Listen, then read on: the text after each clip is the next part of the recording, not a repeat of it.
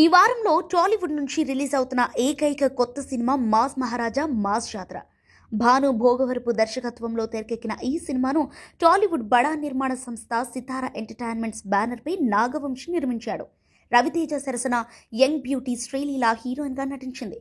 ధమాకా తర్వాత రవితేజ శ్రీలీల కాంబోలో వస్తున్న రెండవ సినిమా కావడంతో మాస్ జాతరపై మంచి అంచనాలు నెలకొన్నాయి.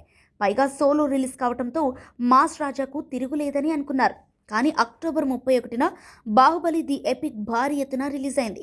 Baahubali the beginning, Baahubali 2 the conclusion అని ఈ రెండు భాగాలను కలిపి ఒకేసారి ప్రదర్శించడంతో పాటు ఈ చిత్రానికి సంబంధించిన ఫ్రీ బుకింగ్స్ అద్భుతంగా ఉండటంతో మాస్ జాతర వెనకడుగు వేసింది. అక్టోబర్ 31న రిలీజ్ కావాల్సిన ఈ సినిమాను ఆ రోజు ప్రీమియర్ షోకే పరిమితం చేస్తూ నెక్స్ట్ డే రిలీజ్ చేస్తున్నారు.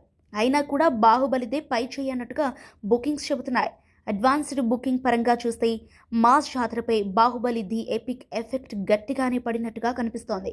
అక్టోబర్ 30న పడిన బాహుబలి ప్రీమియర్స్కు అన్ని ఏరియాల్లో హౌస్ఫుల్ స్పోర్ట్స్ పడ్డాయి. కానీ మాస్ జాతర ప్రీమియర్స్ బుకింగ్స్కు ఆశించని స్థాయిలో రెస్పాన్స్ రానట్టుగా కనిపిస్తోంది.